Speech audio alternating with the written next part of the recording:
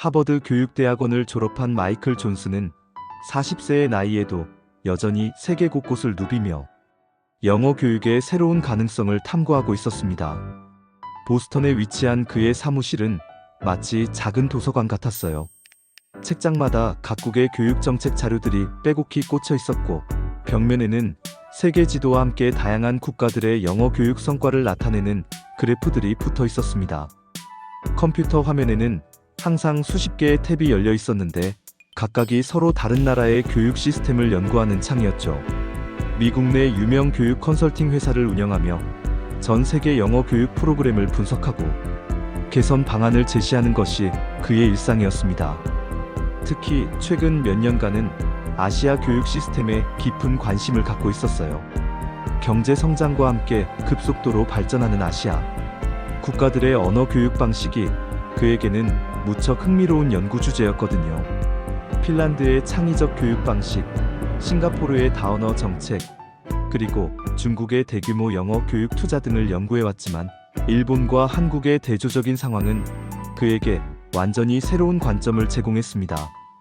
그런 그가 어느 날 일본의 한 언론 기사를 접하게 되면서 아시아 두 나라의 언어 교육에 대한 깊이 있는 통찰을 얻게 되었습니다. 그 기사는 단순한 뉴스를 넘어 그의 연구 방향을 완전히 바꿔놓을 계기가 되었습니다.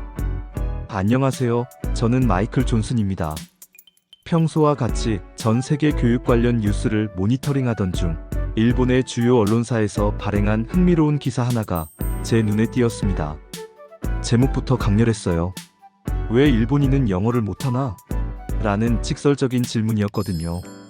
20년 넘게 교육 전문가로 활동해오면서 이런 자기 성찰적인 제목은 언제나 저의 관심을 끌기 마련입니다. 특히 일본처럼 경제적으로 발달한 국가에서 스스로의 언어 교육, 현실을 이렇게 솔직하게 드러내는 것은 쉽지 않은 일이거든요. 기사를 자세히 읽어보니 일본 사회 내에서도 자국민의 영어 실력에 대한 우려가 상당하다는 것을 알 수 있었습니다. 국제 영어 능력 평가에서 일본이 아시아 다른 국가들에 비해 현저히 낮은 순위를 기록하고 있다는 통계도 제시되어 있었어요.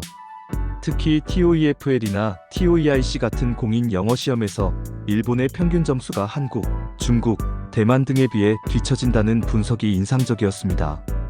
기사에서는 여러 교육 전문가들과 언어학자들의 의견을 인용했는데, 교육제도의 문제점부터 사회문화적 배경, 그리고 역사적 맥락까지 다양한 원인을 제시하고 있었어요. 하지만 가장 주목할 만한 부분은 일반 시민들의 솔직한 반응이었습니다.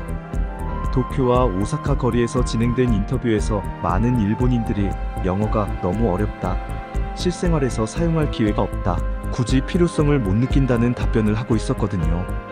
이런 반응들은 단순히 개인적인 의견을 넘어서 일본 사회 전체의 언어에 대한 인식을 보여주는 중요한 지표라고 생각했어요. 이 기사를 통해 저는 일본의 영어 교육 현실에 대해 새롭게 생각해보게 되었고, 자연스럽게 이웃나라인 한국과의 비교를 해보고 싶어졌습니다. 기사에서 가장 충격적이었던 부분은 팔로워 수십만 명을 보유한 일본의 유명 인플루언서가 한 발언이었습니다.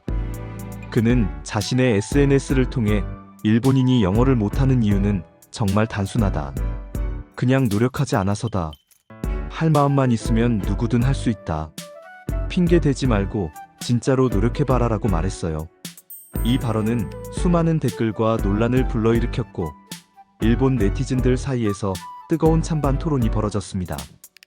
처음 이 발언을 접했을 때는 개인의 의지력과 자기 개발을 강조하는 일반적인 조언으로 들렸습니다. 하지만 20년간 전 세계 언어 교육을 연구해온 전문가로서 저는 이 발언이 문제의 본질을 너무 단순화한다고 생각했어요.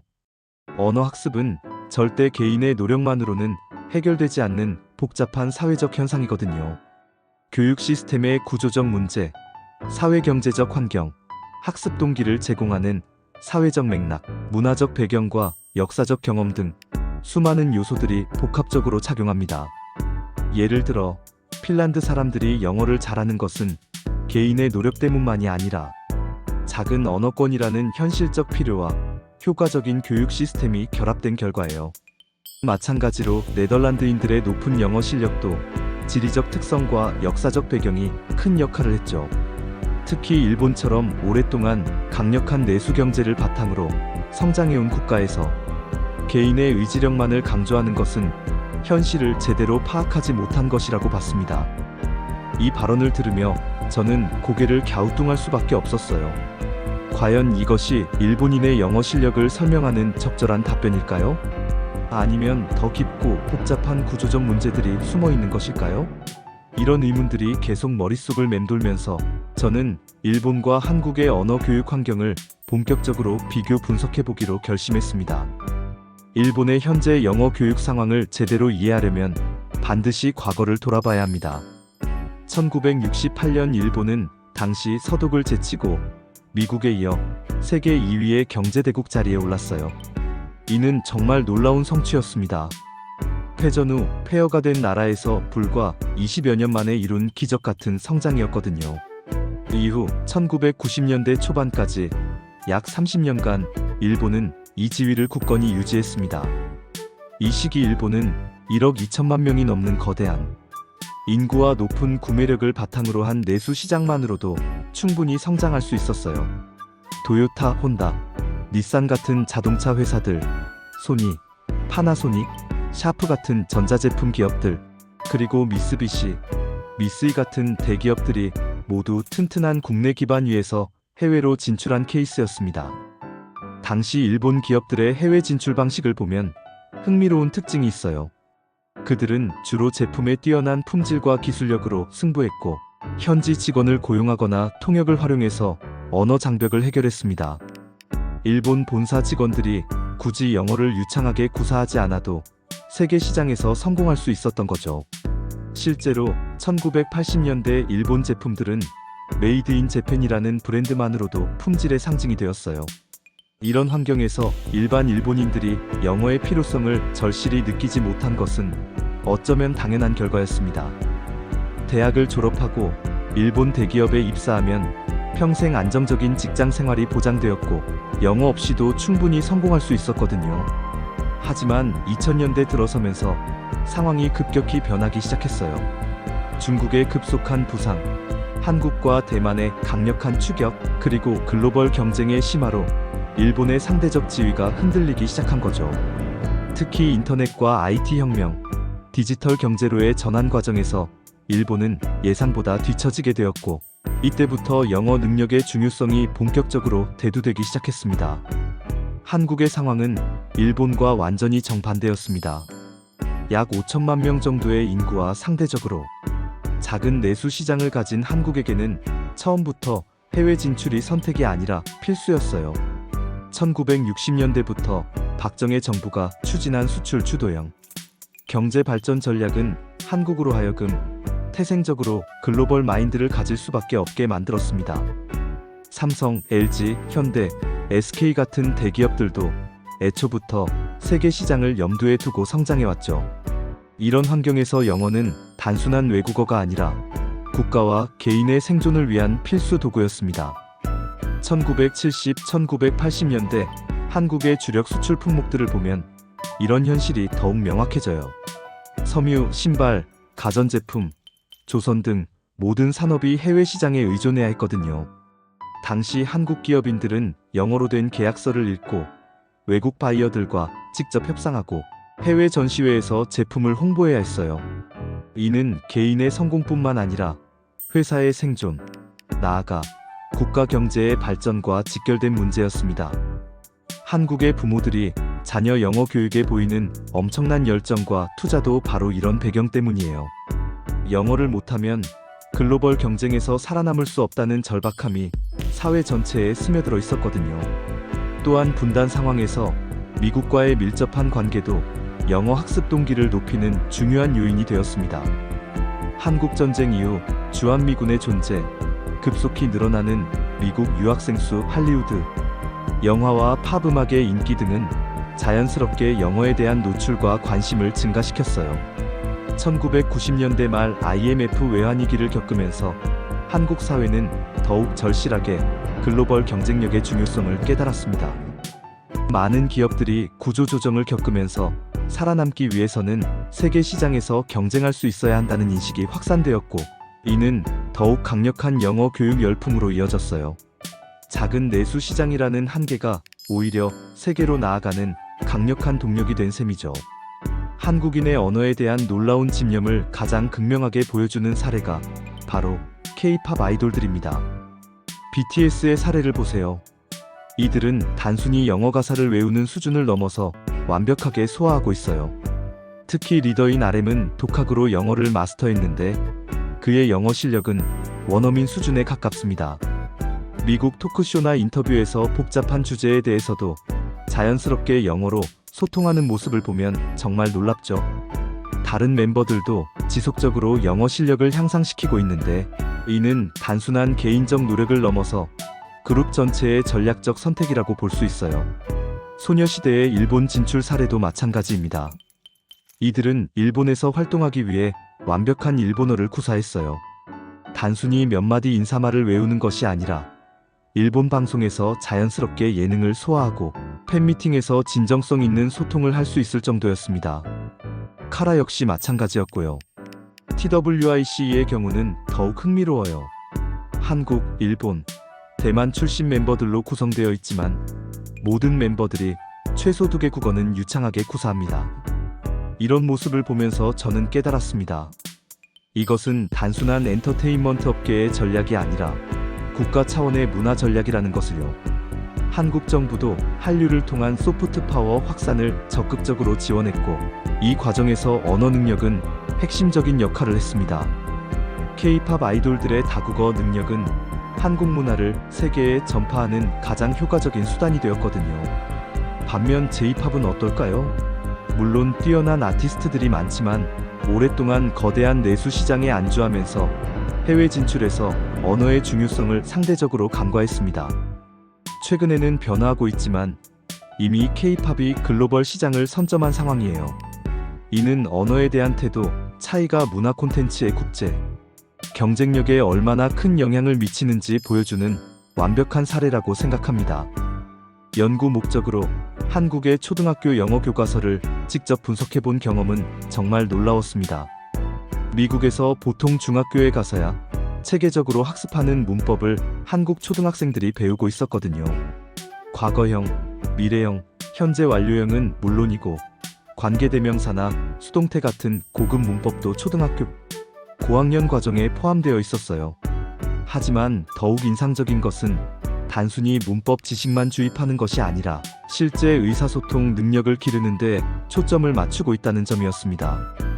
교과서를 펼쳐보니 다양한 롤플레이 활동, 게임, 노래, 프로젝트 등이 체계적으로 구성되어 있어서 아이들이 자연스럽게 영어를 사용하도록 유도하고 있었어요. 특히 교과서에 나오는 대화문들이 정말 실생활과 밀접한 내용들이었습니다. 쇼핑하기, 음식 주문하기, 길 묻기, 취미 소개하기 등 아이들이 실제로 마주할 수 있는 상황들이 풍부하게 담겨 있었고, 각각의 상황마다 적절한 표현들을 자연스럽게 학습할 수 있도록 구성되어 있었어요. 또한 듣기, 말하기, 읽기, 쓰기의 네 영역을 고루 발달시키려는 노력이 곳곳에서 엿보였습니다. 특히 발음 교육에 대한 관심이 높아서 원어민의 정확한 발음을 들을 수 있는 CD나 온라인 자료들이 매우 풍부했어요. QR코드를 스캔하면 바로 원어민 발음을 들을 수 있고 발음 연습 게임까지 할 수 있는 시스템이 갖춰져 있었습니다. 이런 체계적이고 실용적인 교육 과정을 거친 한국 학생들이 중고등학교에 진학했을 때의 영어 실력은 상당할 수밖에 없겠더라고요. 실제로 한국 중학생들의 영어 실력을 테스트해본 결과 미국 중학생들과 비슷하거나 일부 영역에서는 더 뛰어난 성과를 보이기도 했습니다. 반면 일본의 초등 영어 교육은 2020년에야 정식 교과로 도입되었고 아직까지 체계화가 부족한 상황이에요. 이런 출발점에서의 차이가 성인이 된 후에 영어 실력 격차로 이어지는 것은 당연한 결과라고 생각합니다. 실제 현장에서 직접 관찰한 바에 따르면 일본인과 한국인이 영어를 대하는 태도에는 정말 확연한 차이가 있었습니다. 도쿄와 서울에서 각각 몇 달씩 머물면서 다양한 사람들과 만날 기회가 있었는데 그 차이는 정말 놀라울 정도였어요. 일본인들은 외국인을 만나면 종종 위축된 모습을 보였습니다. 대화를 시작하기도 전에 영어를 못해서 미안하다고 먼저 사과하는 경우가 정말 많았어요. 심지어 영어를 제법 잘하는 사람들도 자신의 실력을 과소평가하면서 소극적인 태도를 보였습니다. 문법적으로 완벽하지 않으면 아예 입을 열지 않으려 하거나 발음이 정확하지 않을까봐 지나치게 걱정하는 모습을 자주 목격했어요. 이런 완벽주의적 태도는 언어 학습에 있어서 가장 큰 장벽 중 하나입니다. 언어는 학문적 완벽함보다는 소통이 우선이거든요. 실수를 두려워해서 말을 하지 않으면 절대 늘 수 없어요. 반면 한국인들의 태도는 정말 달랐습니다. 영어가 서툴러도 자신있게 대화하려고 노력했어요. 문법이 틀려도 상관없다는 식으로 적극적으로 소통을 시도했고, 단어가 생각나지 않으면 몸짓, 손짓을 섞어가며 어떻게든 의사를 전달하려는 의지가 강했습니다. 심지어 영어를 처음 배우는 초보자들도 틀려도 괜찮다, 일단 해보자는 마인드로 도전하는 모습이 인상적이었어요. 이런 차이는 어디서 오는 걸까요? 저는 근본적으로 문화적 배경이 다르기 때문이라고 분석합니다. 일본은 전통적으로 완벽주의 문화가 강해서 실수나 실패를 부끄럽게 여기는 경향이 있어요. 폐를 끼치면 안 된다는 사고방식이 언어 학습에서도 나타나는 거죠. 반면 한국은 역동적이고 도전적인 빨리빨리 문화 속에서 실수보다는 시도 자체를 중시하는 분위기가 있습니다. 일단 해보고 안 되면 다시 하자는 마인드가 언어 학습에서는 훨씬 유리한 태도라고 볼 수 있어요. 이런 문화적 차이가 결국 실력의 차이로 이어지는 것 같습니다. 자신감 있게 사용하는 사람이 더 많은 기회를 만들고 더 빨리 실력이 향상되는 것은 당연한 결과죠. 이 모든 분석과 연구를 통해 내린 저의 결론은 명확합니다. 한국은 단순히 영어를 배우는 나라가 아니라 세계와 맞서기 위해 언어를 전략적 무기로 삼은 나라라는 것이에요. 5천만 명이라는 작은 인구와 제한된 내수 시장이라는 현실적 한계를 오히려 글로벌 진출의 강력한 동력으로 바꿔낸 것이 한국 성공의 핵심이었습니다. 일본이 거대한 내수 시장이라는 안전지대에서 벗어나지 못하는 동안 한국은 생존에 대한 절박함을 바탕으로 과감하게 세계 무대로 뛰어들었어요. 이 과정에서 언어는 단순한 의사소통 도구를 넘어서 국가 경쟁력의 핵심 요소가 되었습니다. K-팝이 전 세계를 사로잡고 K-드라마가 넷플릭스를 통해 글로벌 히트를 기록하고 봉준호 감독의 기생충이 아카데미상을 휩쓸 수 있었던 것도 결국 언어에 대한 한국인들의 끊임없는 열정과 노력이 밑바탕이 되었기 때문입니다. 한국의 IT 기업들이 실리콘밸리에서 성공하고 K-뷰티가 세계 화장품 시장을 선도하며 한국 음식이 글로벌 트렌드가 될 수 있었던 것도 마찬가지예요. 물론 일본도 변화하고 있습니다. 최근 들어 젊은 세대를 중심으로 영어 교육에 대한 관심이 높아지고 있고 글로벌 마인드도 확산되고 있어요. 2020년 도쿄 올림픽을 준비하면서 오모테나시 정신과 함께 영어 교육 개혁에 대한 논의도 활발해졌고 실제로 초등학교 영어 교육이 정식 교과로 도입되기도 했습니다. 일본 정부는 2025년까지 영어를 구사할 수 있는 일본인의 비율을 대폭 늘리겠다는 목표를 설정하기도 했어요. 하지만 이미 한국이 수십 년에 걸쳐 만들어낸 시스템적 우위와 문화적 차이를 단기간에 따라잡기는 쉽지 않을 것 같습니다. 언어 교육은 하루아침에 바뀌는 것이 아니라 세대를 거쳐 축적되는 것이거든요. 한국의 성공 사례는 전 세계 많은 나라들에게 중요한 시사점을 제공합니다. 특히 작은 경제 규모를 가진 국가들에게는 더욱 그렇죠. 언어는 단순히 배우는 대상이 아니라 세상을 여는 열쇠라는 것을 한국이 명확히 증명해낸 셈입니다. 네덜란드, 덴마크, 스웨덴 같은 유럽의 작은 나라들이 높은 영어 실력을 바탕으로 글로벌 경쟁력을 유지하는 것과 비슷한 맥락이에요. 하지만 한국의 경우는 더욱 특별합니다. 아시아라는 지리적 위치에서 완전히 다른 언어 체계를 가진 상황에서도 이런 성과를 이뤄낸 것이거든요. 저는 이제 한국의 사례를 더 깊이 연구해서 다른 나라들에게도 적용할 수 있는 교육 모델을 개발하고 싶습니다. 한국이 보여준 언어를 통한 세계 진출 전략은 21세기 글로벌 시대에 살아가는 모든 나라들에게 중요한 교훈을 주고 있어요. 작은 나라도 불리한 조건에서도 의지와 전략만 있다면 얼마든지 세계 무대의 주역이 될 수 있다는 것을 말입니다. 이것이 바로 한국을 세계 무대의 당당한 주역으로 만든 진짜 비밀이고, 앞으로도 계속 한국의 경쟁력을 떠받칠 핵심 동력이 될 것이라고 확신합니다.